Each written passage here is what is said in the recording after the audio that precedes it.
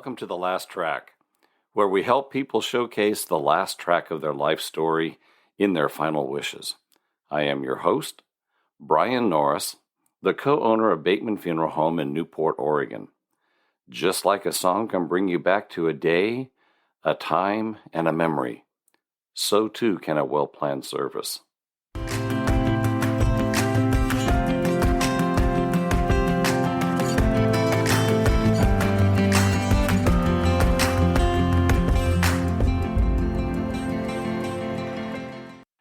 And today we're going to be talking a little bit about military and how that would work for you. You know, when you watch these movies, these really beautiful movies you see this 21 gun salute and everybody having a service at a military national cemetery. And a lot of times that's really not the case, because those are generally like the generals and the colonels, and maybe they're a hero and a veteran of World War II or something that has captured the attention of America.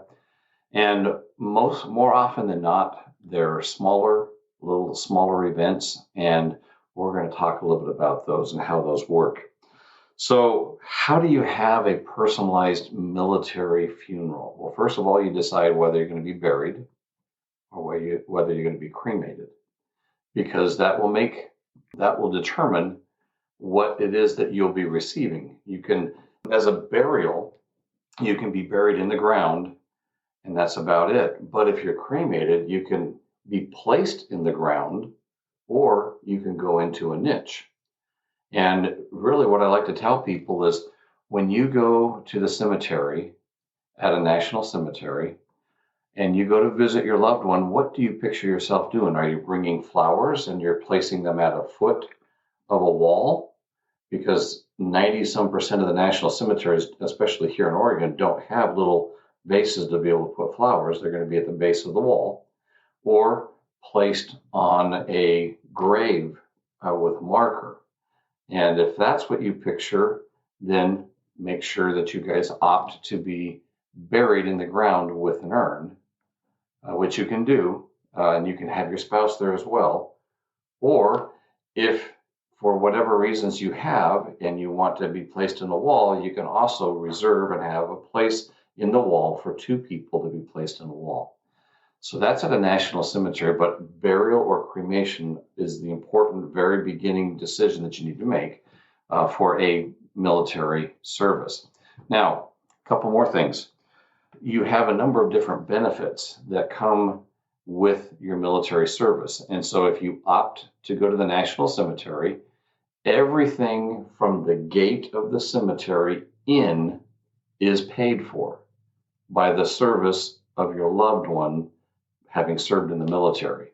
Prior to getting to that gate, it's not paid for. And a lot of people get that confused. Well, my mom or my dad was in the military, it's all paid for. 90% of that is not correct. Now, if the person died on active duty, yes, it's all paid for. Or there are certain circumstances, but the majority, everything from the gate in is paid for.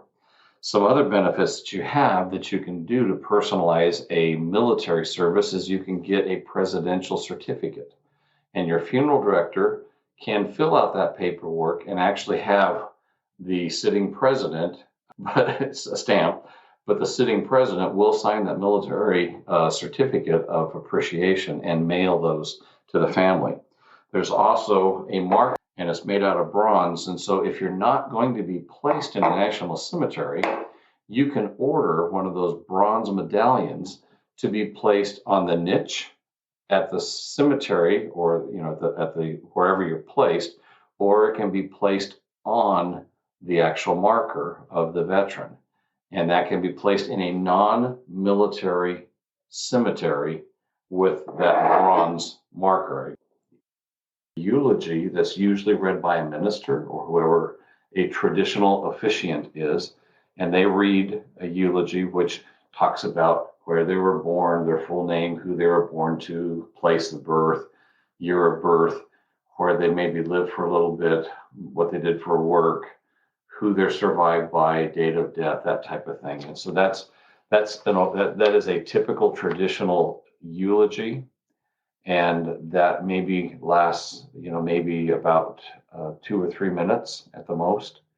Or you can have a life story that's done by a celebrant, and a celebrant will have a different approach, and they try to, rather than just reading dates and facts and figures, what they try to do is they try to bring to life what that person did during their life. And that's going through, and they'll still talk about dates and facts and figures, but then they'll flesh that out some more, and they'll be talking about when they were living, say, in Portland, Oregon, going to grade school at Astor Grade School. Some of their friends were, and they'll talk about the 2 or 3 of their friends, and they might talk about they love to do riding of bikes, and they would go down to Max Market, and they'd spend their quarter that they got each day, instead of taking it to the grade school and buying lunch, they took their 35 cents. Instead of buying hot lunch, they went to Max Market and they bought, Hostess pie and a couple candy bars and a soda. Yeah, all for 35 cents. And that would be something that would be a memory that the celebrant will have interviewed family members and some friends and gathered that information so that they can round out the memory of that person. This COVID world today, as we have limited number of people that can attend a service, you can do a Zoom, and you can have people share their memories live. Actually, that way they can participate in a Zoom meeting or a Zoom memorialization of a life. You can do a Facebook Live where people can type in their comments, and then you could have a narrator at the service actually maybe share those memories. Or for those people that are present and that are maybe being videotaped or going to watch the service later, those people that are in the audience can actually stand up and they can share their memories of that person. There's a few other ways of sharing memories. You can have people write in advance.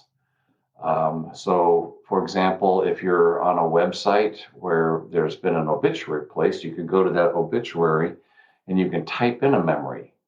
And then prior to the service, your funeral director can print off those memories. And during that service, they can be read. Or another way is sending some memories with the participants that are going to be at the service, and then having a moment during the service where those memories are being read. It's another one that we've done in the past, as well as people are coming into the chapel or coming into the service, there may be a piece of paper by the door as people come in, and you can take that piece of paper and you can write a memory and you can leave it there and maybe not share it at the service, but for the next of kin or the spouse, they can have that memory later. And as they go home and as they're sitting at home and going through, they can read your memories that you put. Kind of like going to a wedding and you're doing a wedding registry and you're writing a memory, you're doing a funeral registry essentially, and writing of a memory at the funeral. If you're at the National Cemetery, they can fold the flag and play taps. If you're not at a national cemetery, and let's just say you're not even at a cemetery anywhere at all, if you're having a service, a memorial service at a park or at a church or a funeral home or somewhere else, doesn't matter wherever you're having that service, that memorial service, they will come one time, not to multiple different services, but one time to the memorial service and to that actual location. So it might even be overlooking the ocean at a park, and they will come and they will play taps, they will fold the flag, and they will present it to that next of kin. And that, again, is a benefit for having served in the military. For the actual service and ideas for doing the actual celebrating of their life, lighting a candle, having a life candle at the front. If you have maybe a large candle at the front of the room wherever you're having that service, and have a couple smaller candles on either side, and maybe having their children come up, light their individual candles, and then light the big candle, similar to like what you do at a wedding when you take two and go to one. That's a great way to be able to celebrate a person's life. is to light the one main candle to begin and then to put that candle out at the end. Or maybe during a service and everybody, has a candle very similar to like during Christmas and everybody sings Christmas carols and goes around and lights candles.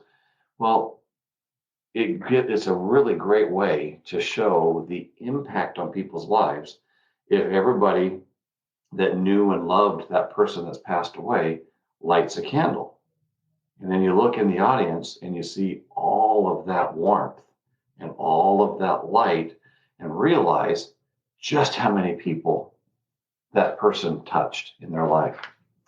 Listening to personal music. So, like at the service, if you were to have, maybe they love the Beatles, maybe they loved Journey and it's going to be a rock concert rather than a traditional hymns. That's okay. If that's what the person is more about, then that's what you should have. And you know what? Maybe they're like me where they have all kinds of different music that they like. Well, maybe have 2 or 3 different styles. Maybe have a traditional hymn. Maybe have a Journey, song, if that's what they liked. And then maybe have, a Latin romantic music type of a thing. If that's what the person loved, play that music.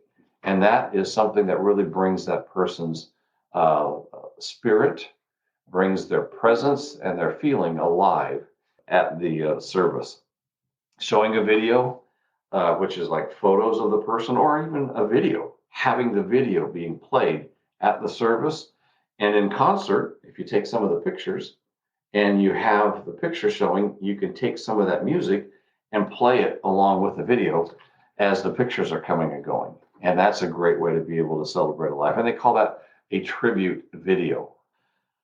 An online obituary, we touched briefly on that so that people can go and they can leave their condolences online, especially in this COVID world, where you can only have sometimes 25, sometimes 50, sometimes 100, and maybe now you're back to 25, maybe you're back to 10. You never know. And so having an online obituary is a really good way so that people across the United States, especially that can't travel and can't travel during COVID, especially, they can go online and they can leave a condolence online. And the last thing we want to talk about is maybe showcasing of hobbies. If you're at a service and there's going to be an in-person service, you can have some of their hobbies and things on a table. So as you're coming in, maybe they love to quilt. Maybe they love to do woodwork. Maybe they love to do leather. Maybe they're a painter. Have some of those things present during the service. If they still have their uniform and maybe they don't fit it, like me, well, you can always have the uniform there hanging and people can see the uniform. But having all of those, some of those hobbies and things that they did present is great. And if it's going to be an online service, make sure that during the service, at some point, that whoever's recording it can bring and pan over the different hobbies that the person did. And that is something that you can do and share as well during that service. Hopefully this gives you some ideas.